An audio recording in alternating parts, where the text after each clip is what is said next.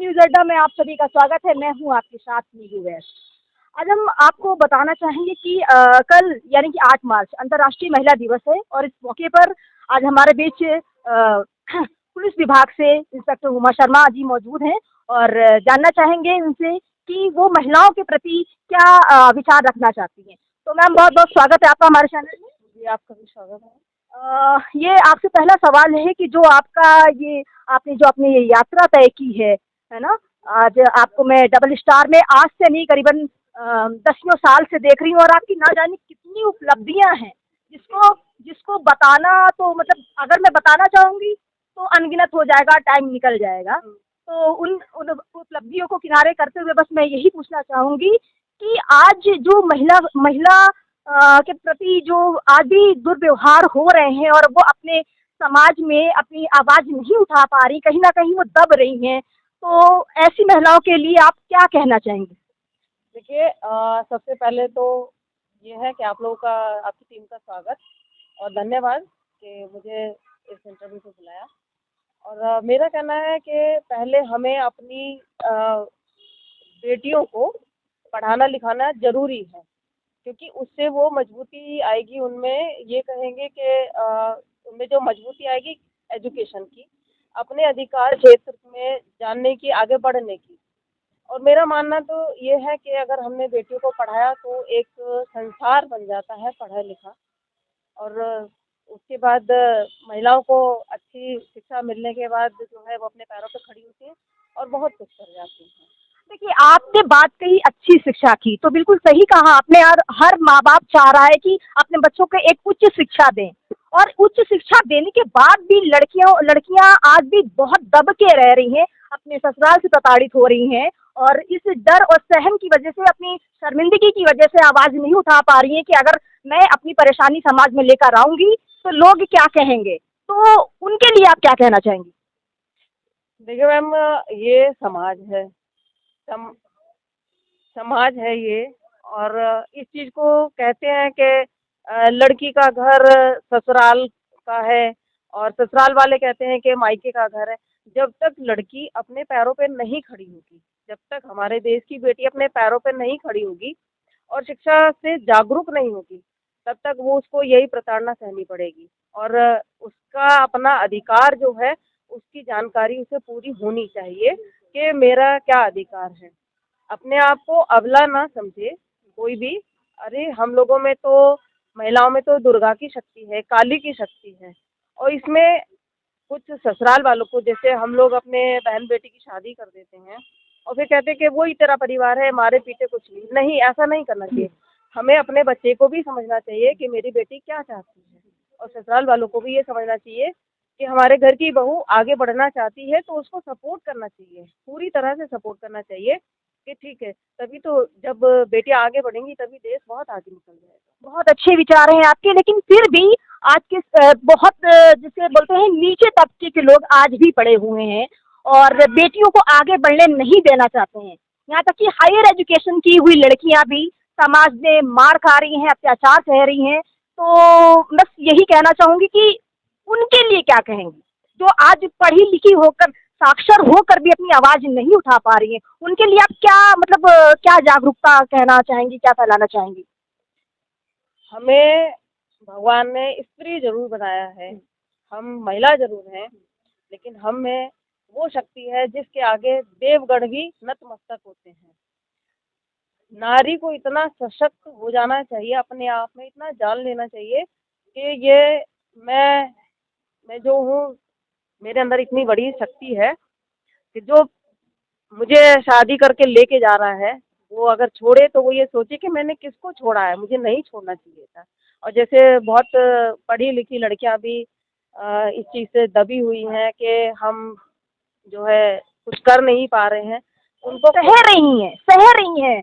मतलब अगर सास भी ताने सुना रही है या मार रही है, नंदे मार रही हैं, पति मार रहा है, तो वो समाज के डर से, अपनी इज्जत को बचाने के डर से आवाज नहीं उठा पा रही हैं।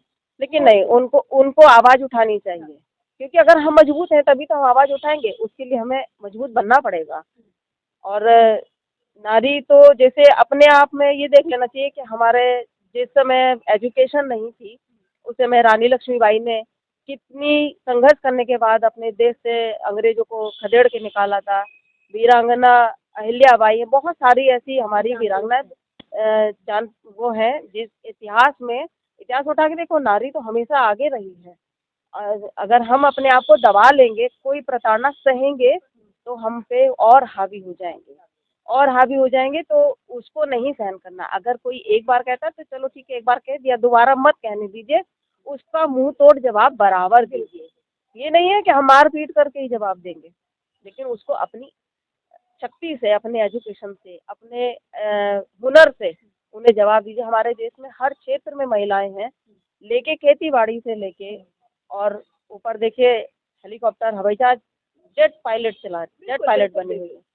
तो अगर हम दब जाएंगे तो हमारा हुनर मिट जाएगा, खत्म हो जाएगा। तो महिला सुरक्षा की बात अगर की जाए तो आप चूंकि यहाँ लखनऊ की प्रभारी रही हैं और बहुत अच्छा महिलाओं के लिए कार्य भी कर रही हैं, तो महिला सुरक्षा पे आप किस तरह से कार्य करती हैं, थोड़ा सा जानना चाहूंगी। देखिए, मेरी पोस्टिंग जो है इस समय विमेन हेल्पलाइन में है। वहाँ पे महिलाओं की अ, जो है हम लोग ऑनलाइन वो करते हैं हेल्प। लेकिन थाने चौकी में, मेरा जैसे महिला थाने में भी पोस्टिंग रही है, तो बहुत सी महिलाओं को ऐसे कि हमारे ससुराल वाले मार रहे हैं, पीट रहे हैं, तो पहले उनको बुला के अगर किसी बाप ने अपनी बेटी की शादी की है, तो बाप जो है वो अपने पिता जो है हमेशा, जब बच्ची का जन्म होता है ना बेटी का, वो उस दिन से उसके लिए एक पार्टी के लिए, उसकी शादी की दावत के लिए उसी दिन से जोड़ना शुरू कर देता है। और नहीं चाहते हैं कि अगर शादी कर ली है तो वो परिवार न टूटे। पहले काउंसलिंग होती है, फैमिली काउंसलिंग कराई जाती है, समझ जाते हैं तो अच्छी बात है, और नहीं समझते तो फिर उन पे कानूनी कार्रवाई भी की जाती है। और बेटियों को जगह जगह जाके यही बताया जाता है कि आप इतना मजबूत बनो कि कोई हमें आंख उठा के देख ना पाए। बहुत बढ़िया, बहुत बढ़िया। और एक आखिरी सवाल आपसे करना चाहूंगी, क्योंकि ये एक निजी सवाल है और थोड़ा सा मुझे हिचक भी लग रही है, लेकिन मैं भी एक नारी हूँ, तो सवाल आया है मन में तो पूछूंगी जरूर। तो आप तो अविवाहिता हैं, आपने आज तक शादी नहीं करी, तो इसके पीछे क्या कारण रहा है, तो मैं ये जानना चाहूंगी, और क्यों नहीं की। मैम, ये तो आप सही बोल रहे हैं कि ये मेरा निजी मैटर है, लेकिन मैं ये कहती हूँ कि जितने लोग शादी करे बैठी हैं महिलाएं, उनसे ज़्यादा मैं हैप्पी हूँ। Very nice, very nice. वो किस लिए?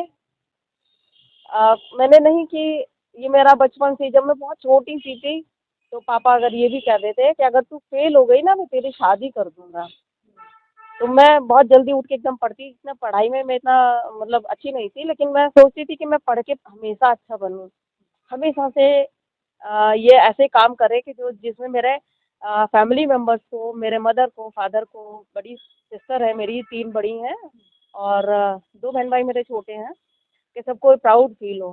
मैं बचपन से स्पोर्ट्स में निकली, नेशनल वगैरह खेल के आई, तो मुझे उसी दिन से ये लगा कि नहीं, हम अपने माँ बाप की बेटी हैं, हम वैसे ही बन के रहेंगे। मुझे हमेशा माँ बाप की ही बेटी बन के रहना। और मैं ये कहती हूँ कि देखिए, शादी जो है सामाजिक प्रक्रिया है, इससे कोई मना नहीं कर सकता, लेकिन अगर हमारी इच्छा नहीं है तो कोई करा भी नहीं सकता। मैं अपने पैरों पे खड़ी हूँ, और घर में भी, परिवार में कह दिया कि अगर आप मुझे कहीं गलत देख पाते हैं तो मुझे काट के डाल देना, कोई मनाही नहीं है। खुली आज़ादी से पली हूँ, और मैंने ऑल इंडिया पुलिस में भी मेडल दिया है। मैं बॉक्सर रेसलर रही हूँ अपने टाइम तो की। आपको मैं कब से देख रही हूँ, आपकी क्या ही तारीफ बोलूं। तो उस टाइम में भी कहते हैं स्पोर्ट्स का माहौल बहुत गंदा होता है। गंदा माहौल तब होता है जब हम करते हैं। अगर हमें नहीं पसंद है तो हम उधर की तरफ निगाह भी नहीं उठाएंगे।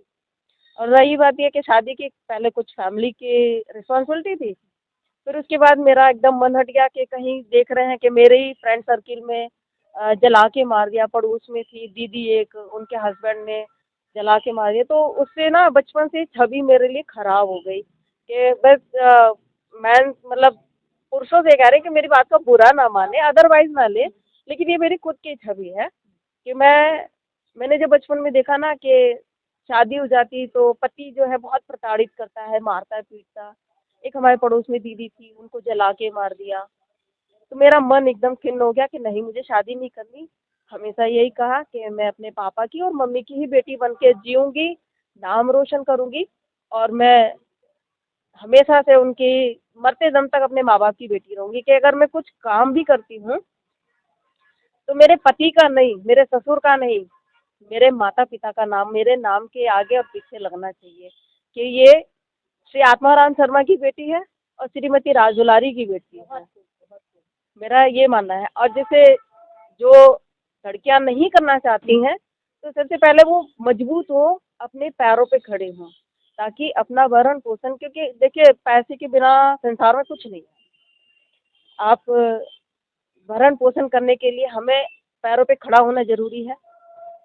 और अगर हम माँ बाप की शेरनी है, शेरनी की तरह पलेंगे, हमारे माँ बाप ने शेरनी की तरह पाला है, उसकी तरह पलेंगे, रहेंगे। कोई निगाह, किसी की हिम्मत नहीं है कि निगाह उठा के देख सके।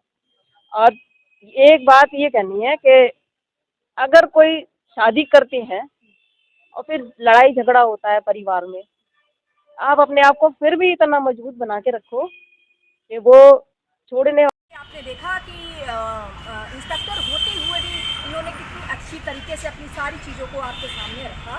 तो एक महिला अपाहिज नहीं है, ठीक है, वो अपने आप में स्वतंत्र है और वो अपनी रक्षा स्वयं कर सकती है। अगर वो खुद मजबूत होती है तो उसे किसी भी सहारे की ज़रूरत नहीं है।